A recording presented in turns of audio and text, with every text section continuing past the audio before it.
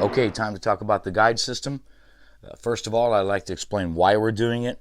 The main reason why we're doing it is this guide system is just set too high in the chassis, and it doesn't allow the guide blade to be fully seated as far as it can be in the slot. So hopefully this will show you just how much distance we have. We only about have half the blade there. A lot of distance between the braid and the track rail. And the tires, of course, are supporting too much weight. But that's the main reason, is that this guide just simply isn't fully seated. And hey, you want that guide blade down there as far as you can get it on race day. So that's why we're doing it. What we're going to do is we're going to be using the CG Slotcars adapter. Before we had these, there was a lot of scratch building involved to get a good aftermarket guide, but not anymore. This is just really simple to use. So we're going to get right to that. I'm going to show you how to get this good slotting plus in here, and then our chassis is just about ready.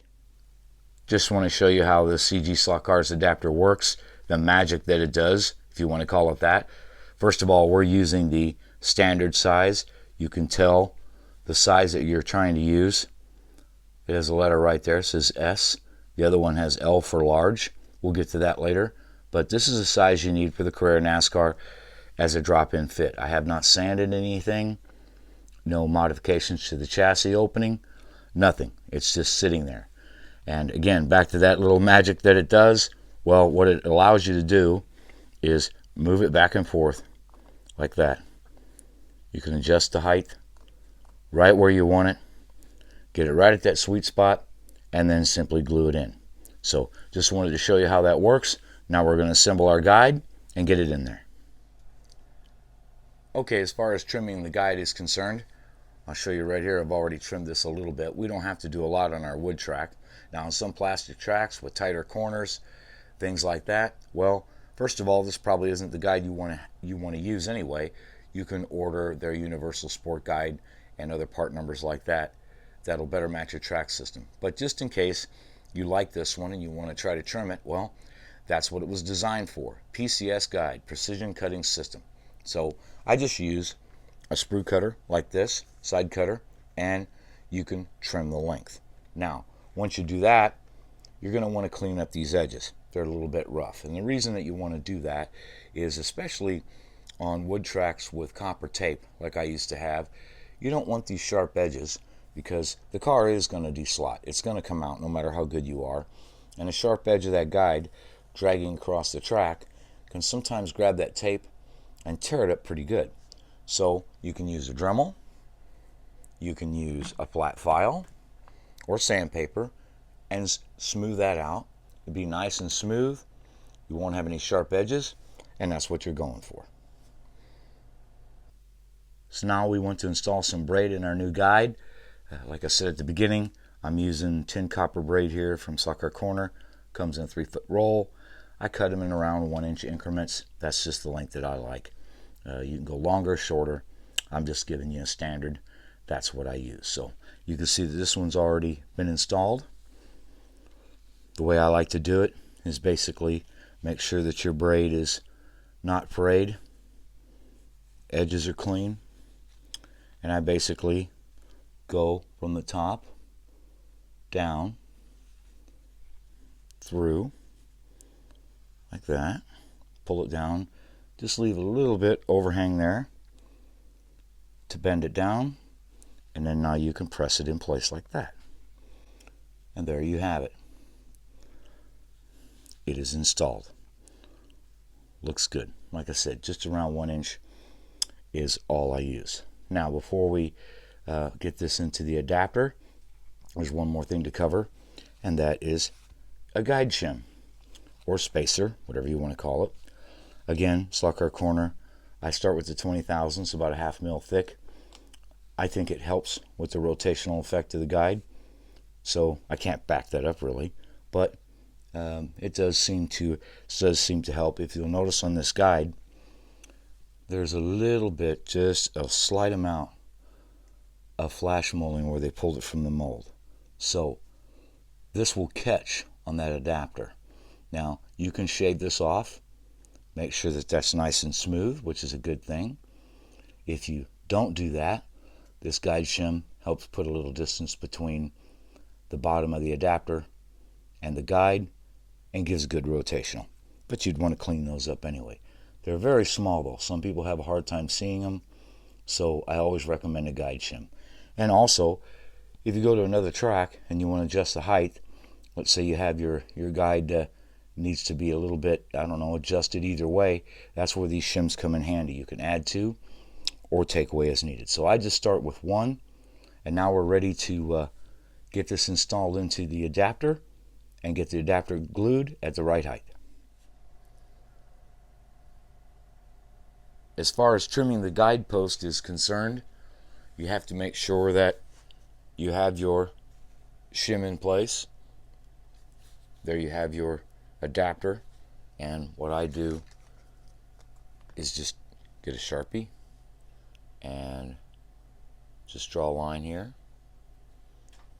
So we've done that. Now we can get that out of there so you don't lose your shim, and you know pretty much where to cut it.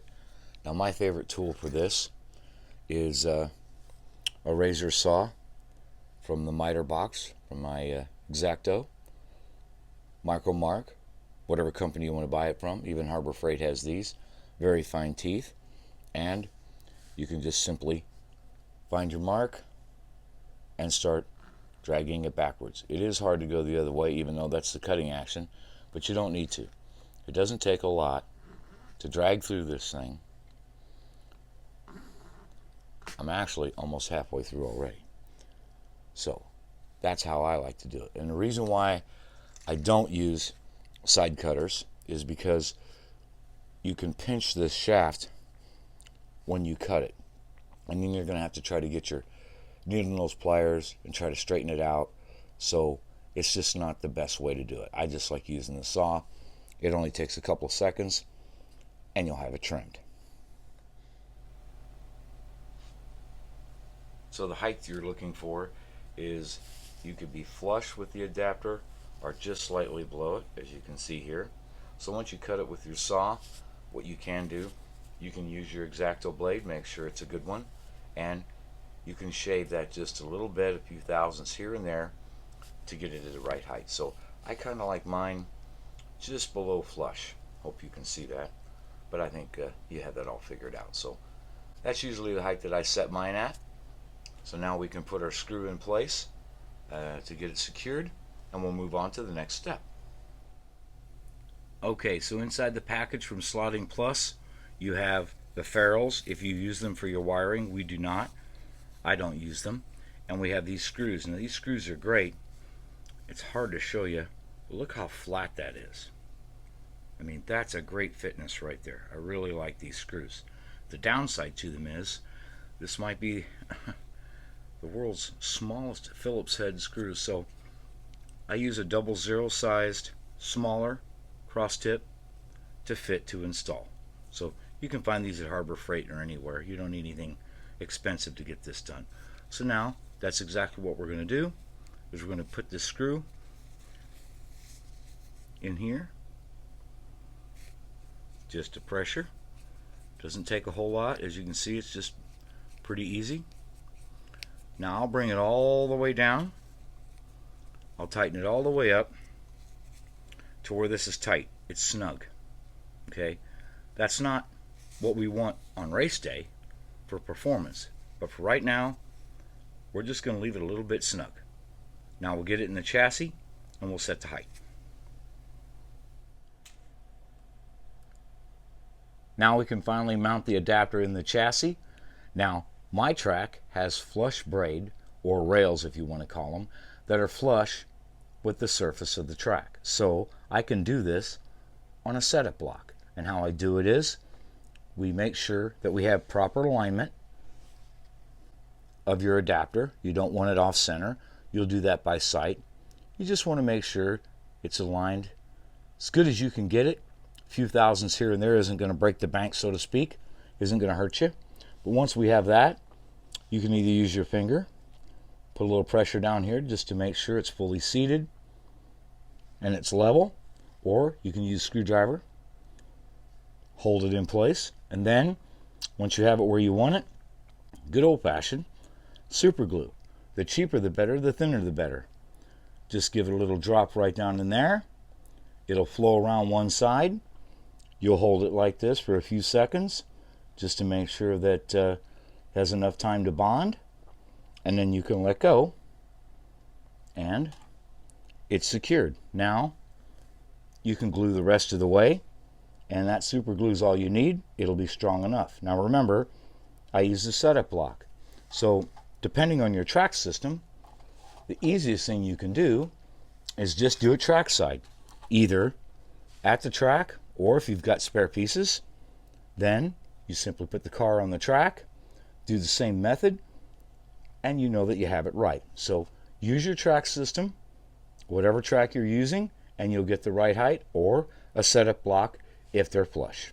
So now we're going to install the wires and get a road test. Okay, it's time for the wire. I know. I'm excited too. I mean, who wouldn't be, right? Anyway, to determine the length of this wire, it's pretty simple. You can just hold the wire up here like this and go all the way past the motor, as you can see there, and usually around 4 1/4 to 4 1/2 inches. I would go 4 1/2 just to be on the safe side, because once we get this mounted, installed here, we're going to go over the axle and move it down. We want to make sure that we have free movement and we don't want too short of a wire. Doesn't mean it's going to be useless, but it won't work for this car. So as we discussed before, it's easier to take away than to add to. So if you cut it too short, I have to put it aside for another project. But anyway, we're going to cut these at 4 1/2, and then we'll adjust the length if need be when we solder to the motor. Okay, we're discussing making the connection at the guide. This is for where the wire goes into the guide itself. Now, I don't use this method on many cars. I use a different method, but a lot of people like the ferrule method, and they do come in the package with the guide. So I'm going to go ahead and show you. So a good rule of thumb is to strip the insulation back from the wire that you've cut about double the length of the ferrule. I'd say about 8 millimeter, give or take. You'll just have to measure that. And then you make sure that your wire doesn't have a lot of strands all around it, so just kind of spin it in your fingers like that. Make sure it's nice and clean. And then with your ferrule, you'll be able to take your wire and put it right in there like that. You'll see, there you go. So, and now you'll make sure it's fully seated up against the insulation like that. Then you can take the wire and just kind of bend it back over the ferrule. Now the next part, not everyone does this, but I do, is to make it a little bit easier to install into the guide bulkhead. And I'm going to use one without the braid, but you see the way it is shaped like that. So what I do is I like to take a pliers and I'm going to crimp the ferrule. Not all the way, just right there at the end. We want to leave the top part of this ferrule in its round form so it has the pressure to stay into the guide. So I'll just go over it right there at the very end, just like that, and give it a crimp. Now it's crimped down. You can see that one flat side, but you can also see that the top part is still round, and that's what we want for the pressure fit going in between the braid and the guide bulkhead. So now that we have that done, now we're ready to put the ferrule, this wire end, into the guide. You notice when we talked about bending the braid back a little bit when we installed it, make sure that's pulled back. Then my method anyway is good old-fashioned needle nose pliers. Really simple. Grab a hold of it like that. Now make sure that the end that you crimped is aligned with the front of the guide so it goes in easy. So it'll go in here. You just press it down to get it started. Then you can come underneath here at the top of the ferrule and press it all the way in. And there you go. You have a connection using the ferrules. Now we're going to show you the little soldering method that I like to use. It's a little bit trickier, but I just prefer it. But anyway, hope this helps you. The second method I'd like to show you is the one that I prefer. It's just me. Not everyone likes to do this, but you can see here the wire has been tinned. So I've already added some solder to it, as you can see. And then what I'll do is I'll take a pliers, good sized pliers there, and crimp it down. Do it again, just to make sure. And you notice that I flattened it. It's nice and flat. So we tinned the wire with solder and we flattened it. Now we're going to put it into the guide and add a set screw. So we have the tinned portion of the wire down into the guide there, and we have a simple M2 set screw. I get these from SCC. Right around 3 millimeters what you want. You don't want to go any deeper than this bulkhead. You don't want it to come out the bottom. So you put it in there with a little pressure. You hold the wire, and with just a little pressure, you mount the screw in there and pull it out, and you are done. That's it. Nice and solid. Now, some people, it's kind of like anything else. Everybody's got their own way of doing things. They like to take the wire and put it behind the braid, this and that, because they claim that it cuts the wire and everything else. I can tell you that after 7 or 8 years of doing it this way, I've never broken a wire. Okay, it just works. The set screw cuts grooves into the solder. It doesn't cut the wire. It just cuts threads into the solder. And I'll show you a close-up here if I can. But anyway, that's the way I like to do it. At the end of the day, whether it be this method, whether it be the ferrule, eyelet, whatever you want to call it, as long as you have a good connection there, you're good to go. So this is the way I do it. Been doing it like that for years, no problem. But you do it the way you're comfortable. But now we're going to get the other wire installed. Now we can put the guide in there and hook the wires up to the motor. All right, one more thing I'd like to share with you. It may seem insignificant, but I assure you it isn't.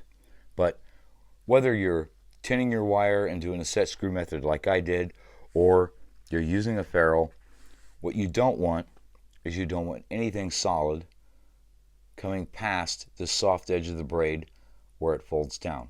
You don't want to come down too deep and have anything sticking out. That is not good. You will know it when you've done it, especially if you're on plastic track at the track joints. You will hear it. You're going to think something's wrong with your car, and all it is just something too hard catching on those track joints. So when you're using a ferrule, you have to be careful and measure that the ferrule that you're using isn't too long, that it doesn't go through the thickness of the bulkhead and come out the bottom. So it doesn't matter whether you're using those, the brass eyelets, ferrules, whatever you want to call them, or tinning. You don't want the wire to come out too low either, so you have to make sure that when you test fit that, it doesn't stick out the bottom. Trim it if you have to. So just a little thing to be aware of, but it's anybody will tell you that that's a major deal. You will hear it, you'll feel it, you'll think something's wrong with your car, and it's just the tiniest little thing can make that happen. So just wanted to cover that with you. So whatever distance your bulkhead is here, that would dictate the length of your wire or your ferrule. Okay, we have the wires attached to the guide. Now what you want to do is create a little bit of a loop right here to clear the axle. And you don't want this too tight between here and the motor. So I just put like a little loop right there, sort of like that. And the way to test that is turn your guide this way, that way. Make sure there's not a pulling action. It's not too tight. You don't want that. So that's just about right. Now remember, we cut this about 4.5 inches, give or take. So you can put your finger down there. You bring it back here, and you can see we take the wire and we go from behind, and now we can solder. And that'll be perfect. Then you can just tape this down, make sure it's not rubbing on the axle, but You'll solder that in place and you should be good to go. So let's show the finished product. And here we go, the finished product. All of our mods are done, chassis mods, wheels and tires. We have the new guide installed. We are just about ready to go.